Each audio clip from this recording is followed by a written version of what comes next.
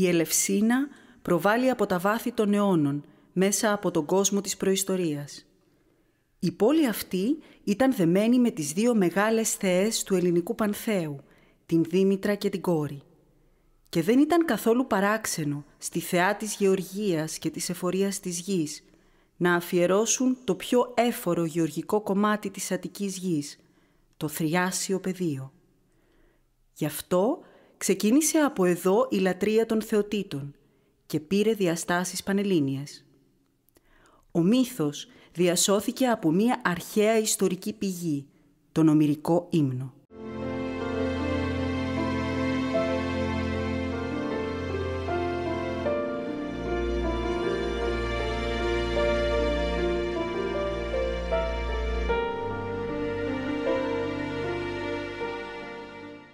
Η κόρη της Δήμητρας, η Περσεφόνη, ξένιαστη και χαρούμενη, έπαιζε με τις θυγατέρες του ωκεανού, σε ένα ανθισμένο λιβάδι γεμάτο με τα ωραιότερα λουλούδια. Βλέποντας έναν ολάνθη στον Άρκισσο, απομακρύνθηκε λίγο. Ξαφνικά άνοιξε η γη και βγήκε ο γιος του Κρόνου και άρχοντας του κάτω κόσμου, ο Πλούτονας. Την άρπαξε με τη βία στο χρυσό του άρμα και ενώ εκείνη ολοφυρώταν, την κατέβασε στα σκοτεινά του βασίλεια. Κανείς από τους θνητούς και τους αθάνατους δεν άκουσε τις κραυγές της, παρά μονάχα η Εκάτη, η θεά των δρόμων και των ψυχών, που καθισμένη στα σταυροδρόμια ήξερε όλες τις κινήσεις θεών και ανθρώπων. Μόνο ο ήλιος φανέρωσε τον κλέφτη στη Δήμητρα. Απελπισμένη και οργισμένη, εγκαταλείπει τον Όλυμπο και τριγυρνά παντού αναζητώντας την αγαπημένη της κόρη. Μεταμορφωμένη σε γριά, καταλήγει ύστερα από περιπλάνηση 9 ημερών στην Ελευσίνα του βασιλιά και λεού και κάθεται στην αγέλαστο πέτρα για να ξαποστάσει και στο παρθένιο Φρέαρ, γνωστό ως Καλύχωρο, για να δροσιστεί. Την είδαν οι 4 όμορφες κόρες του βασιλιά που κατέβαιναν με τις χάλκινες ιδρύες να πάρουν νερό και την οδήγησαν στο παλάτι. Η γυναίκα του κελαιού τη λυπήθηκε, την κράτησε μαζί της και της ανέθεσε την ανατροφή του μονάκριβου γιού της Δημοφόντα. Η φιλοξενία και η αγάπη της βασιλικής οικογένειας βοήθησαν τη θεά να βρει κάποια γαλήνη και να ξεχάσει προσωρινά το χαμό της κόρης της. Αφοσιώθηκε στην ανατροφή του Δημοφόντα και αποφάσισε να τον κάνει αθάνατο. Την ημέρα τον άλυφε με θεϊκή αμβροσία, ενώ τη νύχτα, κρυφά από τους γονείς του, τον κρατούσε πάνω από τη φωτιά, έτσι που οι φλόγες να τυλίγουν το κορμί του. Ο Δημοφόντας μεγάλωνε και αναπτυσσόταν πρόωρα για την ηλικία του και γινόταν όμορφος σαν θεός. Όταν μια νύχτα η μητέρα του, περίεργη, παρακολούθησε τη θεά, είδε το γιο της μέσα στις φλόγες, φοβήθηκε, θύμωσε και θέλησε να τη διώξει από το παλάτι. Τότε φανερώθηκε η Δήμητρα μπροστά στα έκπληκτα μάτια τους σε όλο το θεϊκό της μεγαλείο. Τα μαλλιά της κυμάτιζαν στους ώμους της και θεϊκή λάμψη φώτισε το δωμάτιο. «Είμαι η ένδοξη Δήμητρα που βοηθώ και ανακουφίζω θνητούς και αθάνατους. Τρέξτε να μου φτιάξετε ναό μεγάλο και κάτω από αυτόν βωμό, στο λόφο πάνω από το Καλύχωρο Φρέαρ. Μετά θα σας διδάξω εγώ η ίδια τον τρόπο της λατρείας, που αν ακολουθήσετε με ευσέβεια θα κερδίσετε την εύνοιά μου». Έτσι μίλησε η θεά. Οι Ελευσίνοι, έντρομοι, υπάκουσαν στις διαταγές της θεάς και σε λίγο χρόνο έκτισαν το ναό της Δήμητρας. Κλείστηκε τότε στο ναό η θεά και τον έκανε μόνιμη κατοικία της, μη θέλοντας να ανεβεί πια στον Όλυμπο οργισμένη με θεούς και ανθρώπους. Η οργή αυτή ξέσπασε στη γη που στέρφα πια δεν φύτρωνε ούτε χλωρό χορτάρι. Πείνα και κρύο παντού, κινδύνευε να αφανιστεί το ανθρώπινο γένος. Οι θεοί ανησύχησαν γιατί ούτε θυσίες δεν γινόταν πια. Τότε αναγκάστηκε ο Δίας να στείλει αγγελιαφόρο τη Χρυσοφτέρου Γύριδα, που βρήκε τη θεά μέσα στο ναό της και μάταια προσπάθησε να απαλύνει την οργή της. Η Δήμητρα κατάφερε να πετύχει τη συγκατάθεση του Δία για τον ερχομό της κόρης από τα σκοτεινά βασίλεια. Ο Ερμής κατέβηκε στον Άδη και έπεισε τον Πλούτονα να υπακούσει στις εντολές του Δία, ώστε η Περσεφόνη 6 μήνες να ζει κοντά στη Δήμητρα πάνω στη γη και τους άλλους 6 στον κάτω κόσμο. Ο Πλούτονας, που δεν ήθελε να χάσει την αγαπημένη του Περσεφόνη, της δίνει πριν φύγει καρπό ροδιάς. Έτσι δεν θα μπορέσει να ξεχάσει τον Άδη και θα έμενε για πάντα δεμένη μαζί του. Η Περσεφόνη με τη συνοδεία του Ερμή ανέβηκε πάνω στη γη και βρήκε τη μητέρα της στο ναό που οι Ελευσίνοι της είχαν αφιερώσει. Χαρούμενη τότε η Δήμητρα ξαναδίνει την εφορία στη γη και διδάσκει στους Ελευσίνιους τα σεμνά όργια, δηλαδή τα μυστήρια, για την ηθική και πνευματική τους ανάπτυξη, ενώ για την υλική τους ευημερία, την καλλιέργεια της γης, με πρώτο μεγάλο δάσκαλο τον Τριπτόλεμο, το μεγαλύτερο γιο του βασιλιά Κελεού.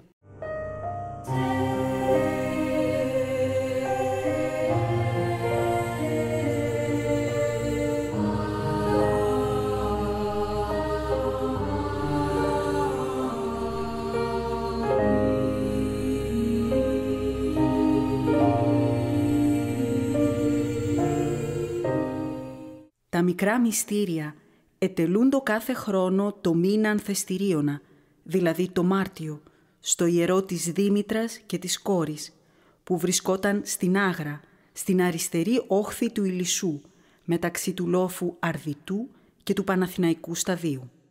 Εδώ γινόταν το πρώτο στάδιο της μοίησης, αυτών που επρόκειτο να δεχθούν τα μυστήρια. Συγχρόνως, οι υποψήφιοι μύστες νίστευαν για να πετύχουν τον ψυχικό καθαρμό και τον πλήρη εξαγνισμό. Τότε ήταν έτοιμοι για τα μεγάλα μυστήρια, που άρχιζαν κάθε χρόνο το μήνα Βοηδρομιώνα, το σημερινό Σεπτέμβριο, και διαρκούσαν 9 ημέρες, σε ανάμνηση της 9ήμερης περιπλάνησης της Δήμητρας. Στα μέσα του μηνός Βοηδρομιώνος ξεκινούσε η μεγάλη πομπή από την Ελευσίνα για την Αθήνα, αφού προηγουμένως γινόταν η πρώτη μεγάλη θυσία στην Εσχάρα, στην είσοδο του ιερού. Οι αίριες της θεάς προπορεύονταν με κορυφαία μία που έφερε την ιερή κίστη στο κεφάλι, δηλαδή το κυβότιο με τα ιερά σύμβολα των μυστηρίων. Ακολουθούσαν ο ιεροφάντης, ο δαδούχος, οι αρχές του τόπου και πλήθος από Ελευσίνιους πιστούς. Η πομπή ακολουθούσε την πορεία της σημερινής Ιεράς Οδού, που συμπίπτει σε πολλά σημεία με την αρχαία. Όταν έφταναν στην Ιερή Λίμνη των Ρητών, σημερινή Κουμουνδούρου, στον Σκαραμαγκά, τους περίμενε μία ομάδα νέων από την Αθήνα, που είχαν οριστεί από την πολιτεία και αποτελούσαν την τιμητική φρουρά για την υπόλοιπη πορεία. Η Ιερά Οδός ήταν στρωμένη με καρπούς και λουλούδια και στο πέρασμα της πομπής και των ιερών, άρρωστοι, πεσμένοι στα γόνατα, ζητούσαν τη βοήθεια και την ευλογία της θεάς. Κατά τη διάρκεια της το πλήθος αυξανόταν. Αρχαίες πηγές αναφέρουν ότι 30.000 περίπου πιστοί συμμετείχαν στην πομπή. Άφηναν την Ιερά Οδό, διέσχιζαν τον κεραμικό και την αρχαία αγορά και κατέληγαν στο Ελευσίνιον το Ενάστη, που ήταν παράρτημα του ιερού της Ελευσίνας και βρισκόταν κάτω από την Ακρόπολη, όπου κατέθεταν τα ιερά. Στην αγορά της Αθήνας, ο ανώτατος πολιτικός άρχοντας, μαζί με τους ανώτατους θρησκευτικούς λειτουργούς, καλούν το λαό στην ποικίλη στοά της αγοράς, όπου ο ιεροκήρυκας κάνει την επίσημη προκήρυξη της έναρξης της γιορτής και την πρόσκληση για συμμετοχή όλων, εκτός εκείνων που ήταν ένοχοι φόνου ή ιερόσυλοι ή δεν μιλούσαν την ελληνική γλώσσα. Οι μύστες, ντυμένοι στους κατάλευκους χιτώνες, σκύβουν το κεφάλι για το δέξιμο της θεϊκής ευλογίας. Οι ψυχές τους δέχονται το φως της θεάς. Αφού κατεβούν στη θάλασσα του Φαλήρου για το μεγάλο καθαρτήριο βάπτισμα και θυσία χειριδίου, γιατί πίστευαν ότι το αίμα αυτού του ζώου είναι το καθαρότερο και έχει τη δύναμη να ξεπλένει και να απορροφά το μίσος και την κακία από την ψυχή του μύστη. Την άλλη μέρα, ο άρχον βασιλιάς με τους επιμελητές των μυστηρίων τελούσαν μεγαλοπρεπή θυσία εις το Ελευσίνιον το ενάστη.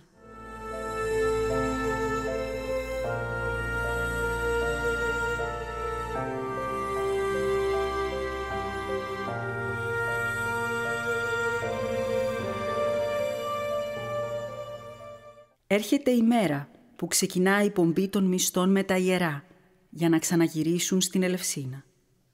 Όλοι φορούν στο κεφάλι στεφάνια από μυρτιά και κρατούν ραβδί από πλεγμένα κλαδιά, σύμβολο των μυστών. Στα ιερά που βρίσκονται κατά μήκος της Ιεράς Οδού, η πομπή σταματούσε και οι μύστες εξέπεμπαν ύμνους. Πρώτη στάση στο Δαφνί, που υπήρχε το ιερό του Δαφνίου Απόλλωνα, και λίγο παρακάτω στο ιερό της Αφροδίτης και στο γύρισμα του δρόμου προς τα βόρεια στη λίμνη των Ρητών, που ήταν αφιερωμένη στη Δήμητρα και την κόρη. Η πομπή φτάνει στο ιερό της Ελευσίνας. Στο καλύχωρο Φρέαρ, δίπλα στα μεγάλα προπήλαια, κοπέλες ελευσινιώτισσες, όμορφες και λιγερόκορμες, έστειναν χορό στο σημείο που η θεά δρόσισε τα φλογισμένα χείλη της στο τέλος της απελπισμένης περιπλάνησής της. Προηγείται η μεγάλη θυσία από τον ίδιο τον άρχοντα βασιλιά και η θυσία του Μεγάλου Ταύρου από έναν από τους νέους που αποτελούσαν την τιμητική φρουρά της θεάς. Προσφέρουν ψωμιά και ένα μεγάλο στρογγυλό, τον πέλανο, που ήταν φτιαγμένο με αλεύρι από σιτάρι και κριθάρι, στολισμένο με σχήματα, όπως το σημερινό πρόσφορο. Οι μύστες κοινωνούσαν από ένα ειδικό ποτήρι, τον λεγόμενο κύμβο, ένα ποτό, τον κικαιώνα, από αλεύρι και νερό, καρικευμένο με δυόσμο. Ακολουθούσε μετά στον κατάκλειστο χώρο του τελεστηρίου η τελετή. Σε αυτό το σημείο σταματάνε οι γνώσεις μας για τα ελευσίνια μυστήρια. Τίποτα δεν είναι γνωστό για το τι γινόταν μέσα στο τελεστήριο. Έτσι, από διάφορες εκδοχές σχηματίστηκε η γνώμη πως εκείνη την ιερή νύχτα θα γινόταν ιεροπραξίες, που τις παρακολουθούν με βαθιά κατάνοιξη οι μύστες, ακούγοντας μυστηριώδεις ρίσεις, βλέποντας δραματικές αναπαραστάσεις από το μύθο της θεάς και της κόρης.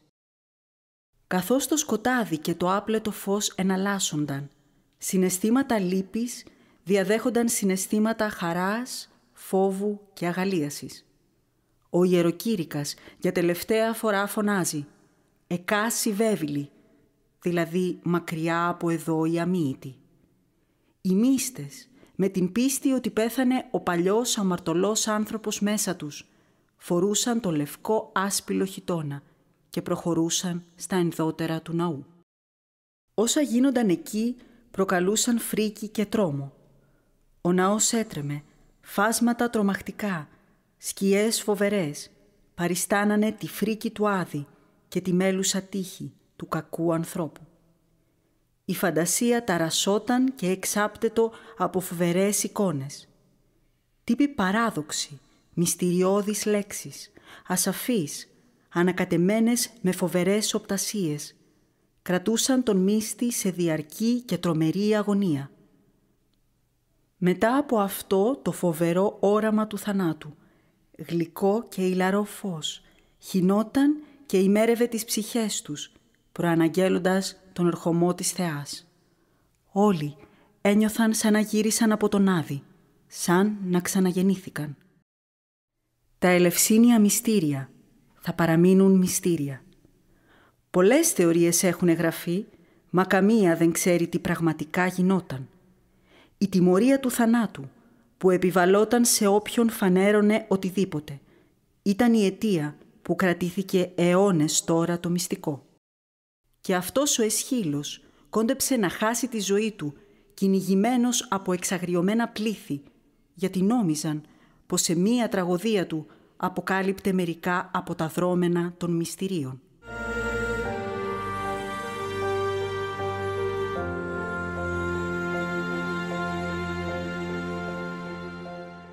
Τέλος, με τη σκηνή του Τριπτόλεμου, που αναχωρεί με ευλογία θεϊκή για το μεγάλο ταξίδι, να διδάξει στους ανθρώπους την καλλιέργεια της γης, τελειώνουν οι γιορτές των Ελευσινίων μυστηρίων.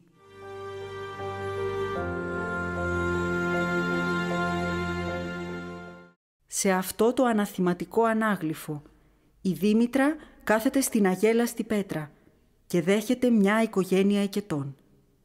Μια νεαρή υπηρέτρια κουβαλά στο κεφάλι της ένα κάνιστρο με δώρα.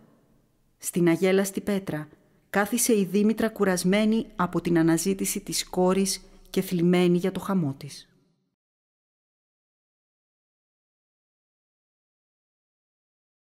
Καθισμένη μεγαλόπρεπα στο θρόνο της η Δήμητρα φοράει χιτώνα και ημάτιο και στο κεφάλι της υψηλό πόλο.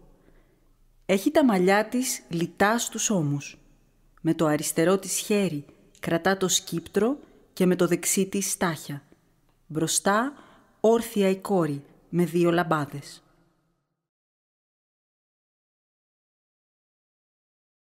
Αναθηματικό ανάγλυφο με νεκρόδυπνα ή θεοξένια όπως λέγονται. Εδώ ο Πλούτονας με ψηλό πόλο, ξαπλωμένος, κρατά στο υψωμένο δεξί χέρι το ρητό και στο αριστερό τη φιάλη. Στην άκρη του ανάκλινδρου η Περσεφόνη κρατά κυβότιο. Πίσω 5 οικέτες, 4 άνδρες και 1 γυναίκα.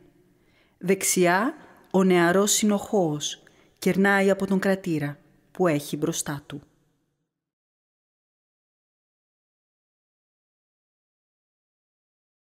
Μια λεπτομέρεια της μυστηριακής διαδικασίας του εξαγνισμού μας δίνει αυτό το αναθηματικό ανάγλυφο. Η Περσεφόνη όρθια και κατενόπιον ραντίζει με νερό από χάλκινη φιάλη που χάθηκε ένα νεαρό γυμνό μύστη για να τον προετοιμάσει για το δέξιμο των μεγάλων μυστηρίων. Είναι η Περσεφόνη ως υδρανός.